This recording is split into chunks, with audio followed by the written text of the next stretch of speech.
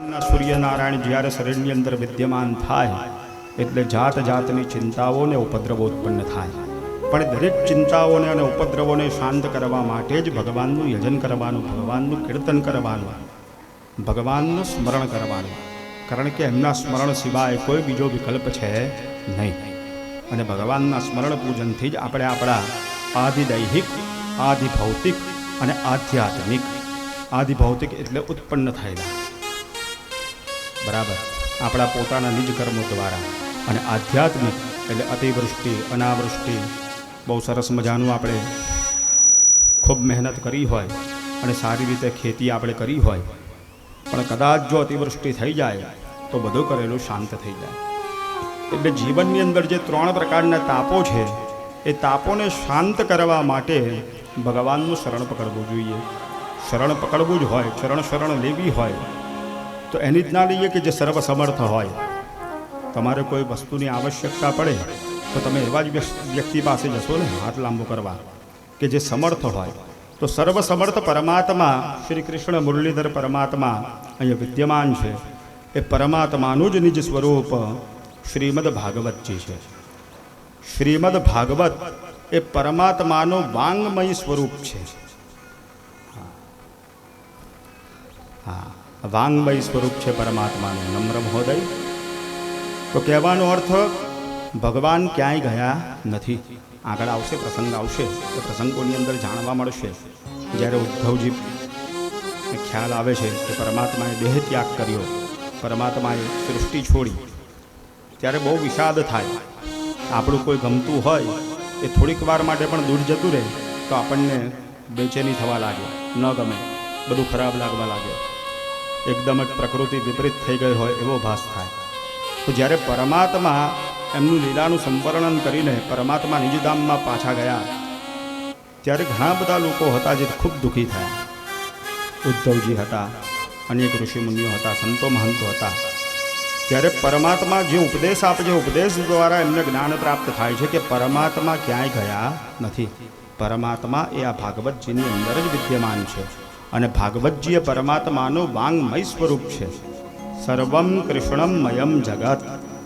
હા, જગતના અણુની અંદર પરમાત્મા વિદ્યમાન છે. એટલા માટે જ એમનું એક નામ છે વિષ્ણુ. હા, જે અણુની અંદર વિદ્યમાન છે એને વિષ્ણુ કહેવાય.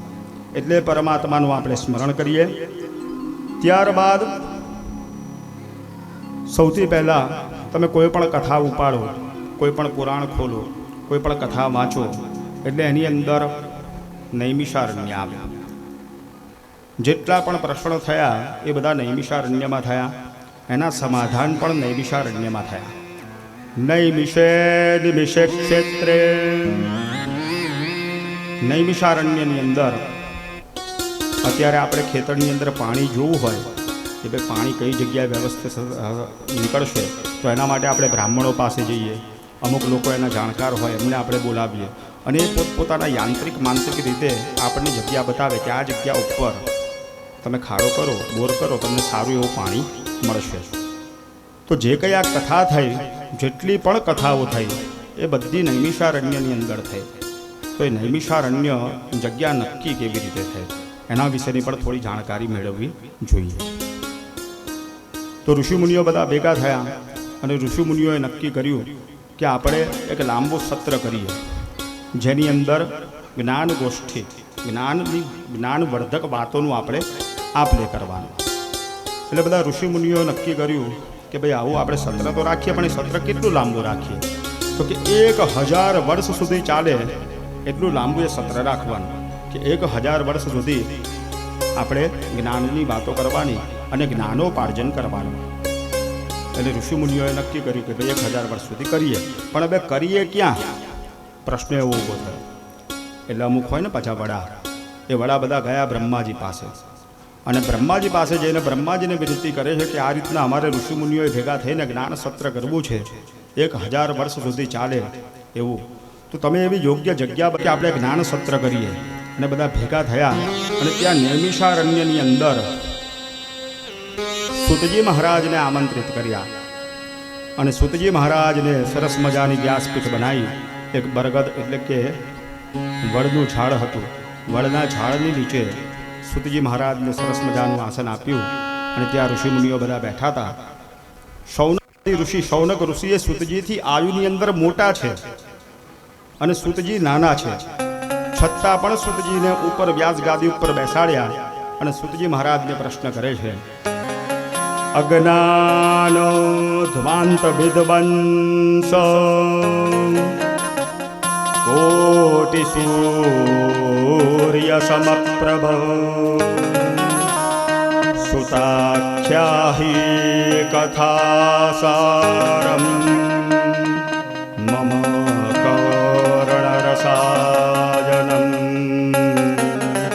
સુતાખ્યાહી કથાસારમ મમ કર્ણરસાયનમ. સૌનક આદિ ઋષિઓ સૂતજી મહારાજને પ્રશ્ન કરે છે, વિનંતી કરે છે. પહેલા તો વ્યાસ ગાદી ઉપર બેસાડીને પ્રાર્થના કરે છે કે આપ સૂર્યકોટિ સમપ્રભમ, તમે અનેક કોટી સૂર્યોના જેટલું આપની પાસે જ્ઞાન છે, ગુરુ કૃપાથી પ્રાપ્ત થયું છે. ગુરુ કૃપા વગર જ્ઞાન મળે નહીં. જ્યાં સુધી ગુરુ મહારાજની કૃપા ન હોય, મારી ઉપર તો મારા પરિવારના જ બધા વડીલોને એટલા આશીર્વાદ છે. હા, ગુરુ મહારાજના તો છે જ, પણ મારા વડીલોનું ઉપાર્જિત કરેલું જે તપરૂપી જે ધન છે, એ ધનનું કદાચ વ્યાજ પણ પ્રાપ્ત થાય તોય મારો તો શ્રેય થઈ જ જવાનું છે ભગવાનની દયાથી. અને એ જ બધા વડીલો અહીંયા બેઠા છે અને એમની હાજરીની અંદર આ થઈ રહ્યું છે. એટલે પહેલાં તો બોલવામાં કંઈ ભૂલ થાય તો પરમાત્માએ માફ કરે, વડીલોએ માફ કરે. પણ સૂતજી મહારાજને સૌનકાદિ ઋષિઓ પ્રાર્થના કરે છે કે તમે તો અનેક કોટી સૂર્ય જેટલો તમારું જ્ઞાનનો પ્રકાશ છે અને અમારું મન એ અંધકારથી ભરેલું છે, અજ્ઞાનથી ભરેલું છે. અજ્ઞાન રૂપી અંધકાર છે. એટલા માટે જ ગુરુ મહારાજનો શ્લોક છે, અજ્ઞાનતિમિરાંધસ્ય જ્ઞાનાંજનશલાકયા ચક્ષુરુન્મિલિતં યેન તસ્મૈ શ્રી ગુરવે નમઃ. ગુરુ મહારાજને કેટલી શુદ્ધ ભાવના છે. અજ્ઞાનતિમિરાંધસ્ય, અજ્ઞાન રૂપી તિમિર શત્રુ અમારી અંદર વિદ્યમાન છે. અજ્ઞાનતિમિરાંધસ્ય જ્ઞાનાંજનશલાકયા, જ્ઞાનની જે સળી હોય એના વડે તમે અમારી આંખની અંદર એક કાજળ લગાવો જ્ઞાનરૂપી, જેના દ્વારા અમારી અંદર અને બહાર રહેલું જ્ઞાન શાંત થાય. પ્રકાશ કરવો હોય તો પહેલાંના સમયમાં ઘરની અંદર લેડીઝ દીવા પ્રગટાવે, દીવા ઉમરા ઉપર મૂકે. તો ઉમરા ઉપર મૂકવાનું મુખ્ય કારણ શું ખબર છે?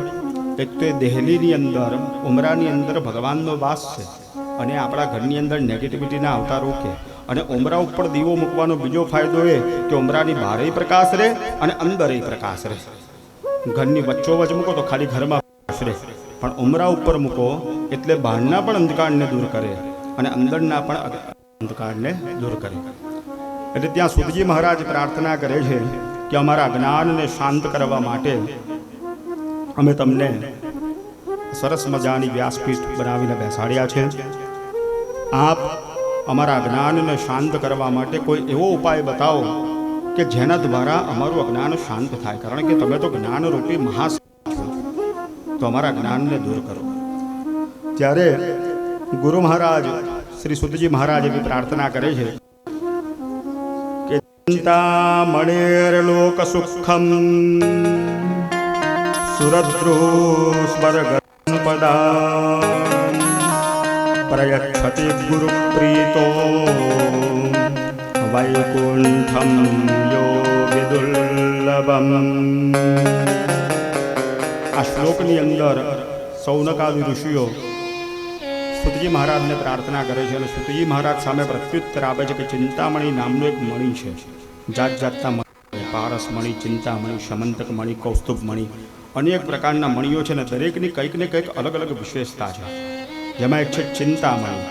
ઉજ્જૈનની અંદર ભગવાન ગણેશજીનું એક સ્વરૂપ પધરાવેલું છે, ચિંતામણી ગણેશ. ચિંતામણીનો અર્થ શું થાય કે એને સામે રાખીને તમે જે વસ્તુની ઈચ્છા કરો ને એ વસ્તુ ત્યાં પ્રગટ કરી દે. પણ એ ચાહે ચિંતામણી હોય, કલ્પવૃક્ષ હોય ક્યારે પરમાત્માને સામે લાવી શકે નહીં. એમની અંદર એટલું સામર્થ્ય છે નહીં. ત્યાં સૌનકાદી ઋષિઓ પ્રાર્થના કરે છે કે તમે તો અમારા માટે ચિંતામણી સમાન છો, અને ચિંતામણી કરતાં પણ વિશેષ તમે અમારા માટે ગુરુ સ્વરૂપ છો, અને ગુરુ તરીકે અમે તમને બેસાડ્યા છે. એનો સહર્ષ સ્વીકાર કરી ગુરુ શું કરે તો વૈકુંઠમ યોગી દુર્લભમ. ગમે તેવો પાપી હોય, દુરાચારી હોય, ગમે તેવો પાપાચારી હોય, ગમે તેવો મૂર્ખ હોય, મૂઢ હોય, એને પણ ગુરુ ઈચ્છે ને તત્ક્ષણ ગોવિંદની પ્રાપ્તિ કરાવી દે. એટલા માટે જ આપણે ત્યાં લખેલું છે ગુરુ ગોવિંદ દોનો ખડે કાકે લાગુ પાય, બલિહારી ગુરુ આપ કી ગોવિંદ દિયો મિલાય. ગોવિંદ કરતાં પણ ઊંચું સ્વરૂપ, મહત્વનું સ્વરૂપ ગુરુ, ગોવિંદ કરતાં પણ મહત્વનું સ્વરૂપ ગુરુ મહારાજનું બતાવ્યું. કારણ કે જ્યાર સુધી ગુરુ મહારાજનો હાથ વરદ હસ્ત આપણા મસ્તક પર ન હોય, આપણા માથા ઉપર ન હોય, ત્યાં સુધી આપણને જ્ઞાનની પ્રાપ્તિ થાય નહીં.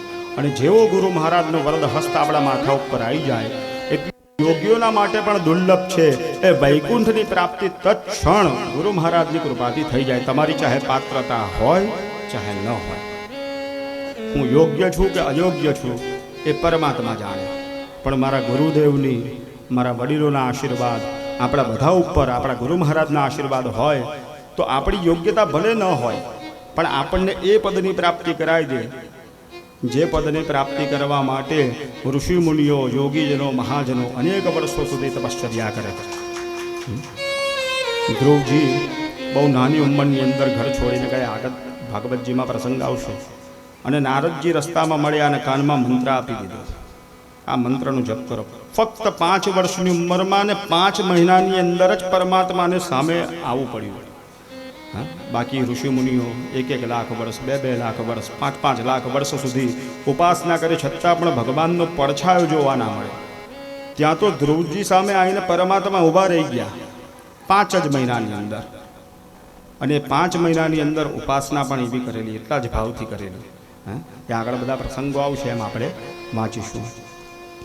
હવે કોઈ પણ વસ્તુ આપણી પાસે કોઈ વ્યક્તિ આવે અને આપણી કોઈ મનગમતી વસ્તુ, મોંઘી વસ્તુ અથવા શ્રેષ્ઠ વસ્તુ માંગે તો આપણે શું કહીએ કે ભાઈ સાચવીને. 10 લાખ રૂપિયાની ગાડી હોય, એ કદાચ કોઈ મિત્ર આવીને માંગે કે ભાઈ મારે કોઈ પ્રસંગમાં જવાનું છે, મને આપજો, તો આપણે કહીએ હા ભાઈ લઈ જા, તારી જ છે પણ સાચવીને. હા, એવું કહીએ આપણે કે સાચવીને વાપરીએ, શાંતિથી લઈ લઈએ, તને કશું ના થાય. છેલ્લે પછી એવું કહીએ, એને સારું લાગે એટલા માટે. પણ કહેવાનો ભાવાર્થ તો આપણો એ જ હોય કે ભાઈ સાચવીને વાપરજો. તો ત્યાં સુતજી મહારાજ પણ સૌનકાદી ઋષિઓને કહે છે કે સાવધાન તયા શૃણુ. હવે સાવધાન થઈને સાંભળજો, કારણ કે આગળનું જે સત્ર હવે ચાલવાનું છે જ્ઞાન સત્ર, એ જ્ઞાન સત્રની અંદર સ્કૂલમાં પણ ભણવા જતા હોઈએ, 1 અઠવાડિયું કમ્પ્લીટ જઈએ અને પછી જો 2 દિવસની રજા પડી ગઈ અને પછી જો 10મા દિવસે જવાનો વારો હોય ને તો વચ્ચેના જે 2 પેલા પીરિયડ છૂટી ગયા હોય તો એના લીધે તમારું આખું બધું ભણવાનું પાછળ પડે. એટલે ત્યાં સુતજી મહારાજ સૌનકાદી ઋષિઓને સંબોધીને કહે છે કે હવે તમે બહુ ગોપનીય વાત કરી છે અને પરમ તત્વની વાત કરી છે અને પરમાર્થની વાત કરી છે, તો સાવધાન તયા શૃણુ, સાવધાન થઈને સાંભળજો. આ સંસારની અંદર દરેક વ્યક્તિને એક પ્રકારની બીક હોય ને હોય. કોઈ સ્વીકારે ચાહે ન સ્વીકારે, પણ આપણા દરેકને એક બીક તો છે. શું? એક ભય છે, મૃત્યુનો ભય. દરેકને હોય. નાનામાં નાનો માણસ, મોટામાં મોટો માણસ 100 વર્ષ સુધી જીવે તો પણ એવી ઈચ્છા રાખે કે હજુ કંઈક હું જોઈને જાઉં. દીકરાના લગ્ન જોવે ને તો એવું થાય કે હવે દીકરાને ઘેર છોકરો આવી જાય તો જોઈને શાંતિથી આંખો બંધ કરું. અને નારાયણની કૃપાથી કદાચ એ પ્રપૌત્રને પણ જોઈ લે તો પણ મનમાં એવી પાછી કંઈક નવી ઈચ્છા થાય, નવો સંકલ્પ થાય. એટલા માટે જ મનની પરિભાષા એવી લખી છે કે સંકલ્પો વિકલ્પો મનઃ. મન સંકલ્પ કરે અને તત્ક્ષણ વિકલ્પ કરે. એટલા મનને અંકુશમાં રાખવું એ બહુ અનિવાર્ય છે, અને ઈચ્છાઓને પણ અંકુશમાં રાખવી. પણ મૃત્યુનો ભય દરેકને હોય, અને મૃત્યુના ભયથી જો મુક્ત થવું હોય તો આ શ્રીમદ ભાગવત એ સૌથી શ્રેષ્ઠ સાધન છે.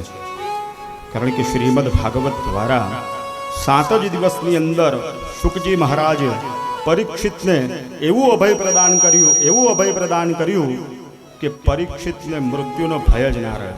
અને આ શ્રીમદ ભાગવતનું અમૃત એટલું મહત્વનું છે કે જ્યારે શુકજી મહારાજ પરીક્ષિતજીને આ શ્રીમદ ભાગવતનું રસાપાન કરાવવા માટે તત્પર થયા, એમની જિજ્ઞાસા જોઈને, એમની આશા જોઈને, ત્યારે દેવતાઓ હાથમાં અમૃતનો કુંભ લઈને આવ્યા. અને અમૃતનો કુંભ લઈને દેવતાઓએ આજીજી કરી કે તમે શું કામ અમને બધું 7 દિવસની કથા સંભળાવો છો? આ રહ્યો અમૃત કુંભ, થોડુંક અમૃતનું પરીક્ષિત મહારાજને પાન કરાવો, પરીક્ષિત મહારાજને મૃત્યુનો ભય જ જતો રહેશે. પણ શુકજી એ બ્રહ્મરાત છે, વિષ્ણુરાત છે. શુકજી એ વિષ્ણુરાત છે અને પરીક્ષિતજી એ બ્રહ્મરાત છે. બ્રહ્મરાતનો અર્થ શું થાય? તો શુકજી મહારાજ જ્યારે ગર્ભની અંદર હતા ને, 12 વર્ષ સુધી ગર્ભમાં રહ્યા. પહેલાં તો 12 વર્ષ સુધી ગર્ભની બહાર આવ્યા જ નહીં.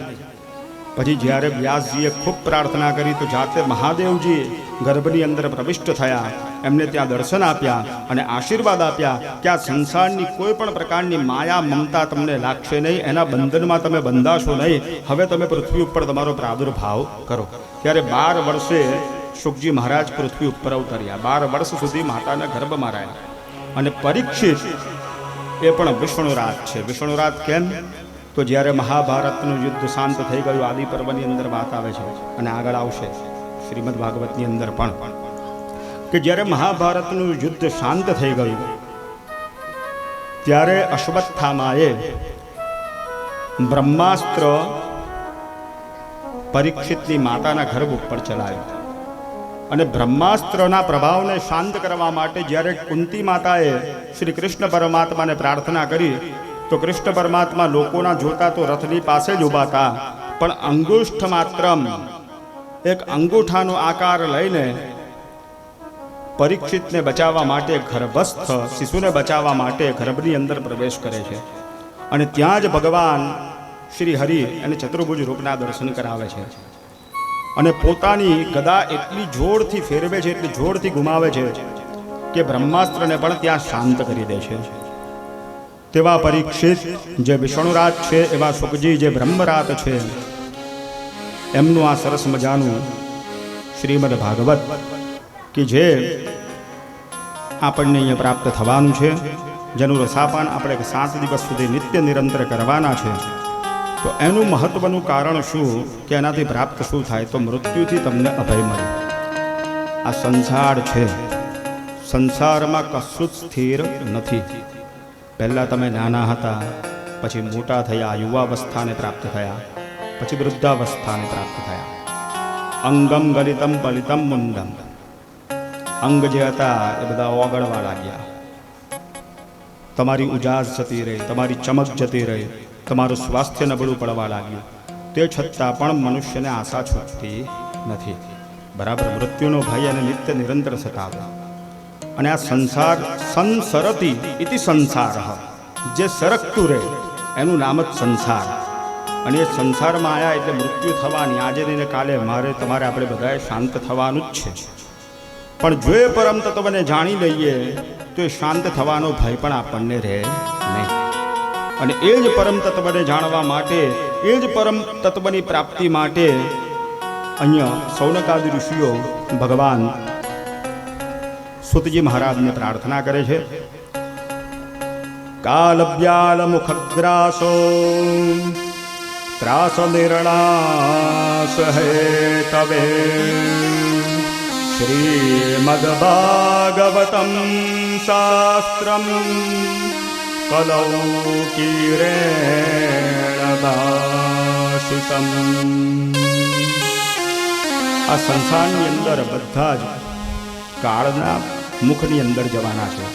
કાળ સર્પ છે, બરાબર, કાળ એ સર્પ છે અને એના મુખની અંદર બધા જ જવાના છે, હું તમે આપણે બધા. પણ એનો જે ભય છે, જો એ ભય નિવૃત્ત થઈ જાય તે સર્પ પણ આપણા માટે બહુ સામાન્ય થઈ જાય. એક પંડિતજી સવારમાં એક ગામથી બીજા ગામમાં જતા હતા. પહેલાં તો આટલી બધી ફેસિલિટી હતી નહીં, એટલે અંધારું હોય. હવે સવારમાં બ્રહ્મ મુહૂર્ત ઘેરથી સંધ્યા પૂજા ઇત્યાદિ બધું પોતાનું નિત્ય કર્મ કરીને નીકળ્યા. હવે રસ્તામાં એમણે જોયું કે એક સર્પ છે. અંધારું હતું એટલે સર્પને જોયું એટલે પંડિતજી બ્રાહ્મણ હોય તો પણ શું છે, તો મનુષ્યનું ખોળ્યું એટલે શાંત થઈ ગયા, ત્યાં ઊભા રહ્યા. થોડી વાર રાહ જોઈ પણ પેલો સર્પ ત્યાંથી હલે નહીં, સર્પ ત્યાંનો ત્યાં જ ઊભો હતો. એટલે પછી મૂળ ભૂદેવ હતા એટલે સરસ મજાના એમણે શ્લોકો અને મંત્રો બોલવાનું ચાલુ કર્યું કે શ્લોકો અને મંત્રોના પ્રભાવથી હું એમને શાંત કરું. તે છતાં પણ પેલો સર્પ તો ત્યાંથી હલ્યો નહીં. અને થોડી વાર ત્યાં જ ઊભા રહ્યા. હનુમાન ચાલીસા બોલી, આ બોલ્યું, તે બોલ્યું, બધું જાત જાતના જેટલા સ્તોત્ર ને મંત્ર ને શ્લોક ને પાઠ જેટલું આવડતું હતું બધું જ બોલ્યા. પણ જેવું સવાર પડીને સૂર્યનારાયણની પહેલી કિરણ એ સર્પ ઉપર પડી ત્યારે પંડિતજી મહારાજને જ્ઞાન થયું કે આ સર્પ નહીં, આ તો દોરડું હતું. એટલે બ્રહ્મચેતન હિ ગ્રંથિ પડી ગયહી. બ્રહ્મ અને ચેતનની જે ગ્રંથિ છે એ ગ્રંથિ આપણે ખોલવાની છે. આ 7 દિવસની અંદર પ્રયાસ એવો કરવાનો છે. અને બ્રહ્મચેતનની ગ્રંથિ બહુ દૂરની વાત છે, કારણ કે દરેકના માટે શક્ય છે નહીં. બરાબર. પણ મારો ને તમારો એક જ ભાવ હોવો જોઈએ કે જેટલું અહીંયા બેસીએ, જેટલો સમય અહીંયા બેસીએ, એટલા સમય ફક્ત ને ફક્ત પરમાત્માનું આપણે મનન કરીએ, ચિંતન કરીએ, કીર્તન કરીએ. કારણ કે પરમાત્માના કીર્તન વગર, પરમાત્માનું ચિંતન કર્યા વગર આપણું જીવન વ્યતીત થવાનું નથી. કંઈક ને કંઈક અટકી જ જવાના છે. આપણે દરેક ઠેકાણે અટકીશું. બરાબર. એટલા માટે ત્યાં ભગવાને લખ્યું શ્રીમદ ભાગવતમ શાસ્ત્રમ કલૌ કીરેણ ભાષિતમ કીરેણ શુકેન ભાષિતમ. શુકજી મહારાજ, પણ શુકજી, શુક એટલે પોપટ, પોપટને પણ શુક કહેવામાં આવે સંસ્કૃતમાં. શુક એટલે પોપટ. પોપટ કેટલું બોલે કે જેટલું માલિકે શીખવાડ્યું હોય એટલું જ બોલે, એનાથી વિશેષ કશું બોલે નહીં. પણ કીરેણ શુકેણ ભાષિતમ, સુખદેવજી મહારાજ છે એમના મધુર વાણી દ્વારા આ ભાગવત રૂપી મહાપ્રસંગોનું અહીંયા આપણને આસ્વાદન કરાવશે, તમને અને મને બંને. ઈશ્વરે, તમે એક વસ્તુ વિચારી, ઈશ્વરે આંખો આપી, નાક આપ્યું, કાન આપ્યા, બધું આપ્યું આપણને. પણ આ એક કાન જ છે ને, એની આજુબાજુમાં અહીંયા આપણને આ સામગ્રી આપી. હે, બીજે કશે એવું કોઈ આવી ઉપરથી કોઈ સામગ્રી આપી છે નહીં. ઘણી વાર એવું વિચાર આવે ને કે ભાઈ આ વધારાનું શું કામ આપ્યું, ના આપ્યું તો ચાલે. પણ આ એટલા માટે જ આપ્યું પરમાત્માએ કે પરમાત્માનું નામ આપણા કર્ણ દ્વારા નિત્ય નિરંતર હૃદયની અંદર જ રહે. બહાર નીકળે એટલે આપોઆપ બંધ થઈ જાય. હા, એટલા માટે પરમાત્માએ આટલું બધું ઉપર મૂક્યું. બાકી આ મૂકવાની કંઈ આવશ્યકતા હતી નહીં. હા, પણ પરમાત્માનું મનન ચિંતન થયા કરે, પરમાત્માનું ધ્યાન થયા કરે, પરમાત્માને આપણે વારંવાર યાદ કર્યા કરીએ અને પરમાત્માનું નામ આપણા મનમાંથી ક્યાંય જાય નહીં, આપણા મનની અંદર નિત્ય નિરંતર રહ્યા કરે. એટલા માટે પરમાત્માએ આ કાનને સંભાળીને બનાવ્યા વિશેષ રૂપે. એટલે જ ઘણીવાર આપણે કહીએ ને કે ભાઈ અડધું જ્ઞાન અધજલ ગગરી છલકત જાય. અડધું જ્ઞાન એ પણ બહુ અઘરું. એટલે જેટલું સાંભળો કોઈ ચિંતા કરવાની નહીં, જેટલું ખબર પડે કોઈ ચિંતા કરવાની નહીં, ન ખબર પડે તો પૂછી લેવું, એમાં પણ કોઈ સંદેહ નહીં. પણ એ પરમપદની પ્રાપ્તિ થાય કે બ્રહ્મ તત્વની પ્રાપ્તિ થાય એનું લક્ષ્ય ન રાખતા પરમાત્માની ભક્તિ થાય એનું લક્ષ્ય અવશ્ય રાખજો. કારણ કે પરમાત્માના ભક્તોને જે પ્રાપ્ત થયું છે ને, અને પરમાત્માના ભક્તોએ જે ગતિ મેળવી છે ને, ઋષિ મુનિઓએ અનેકો વર્ષ સુધી ઉપાસના કર્યા પછી પણ મેળવી નથી.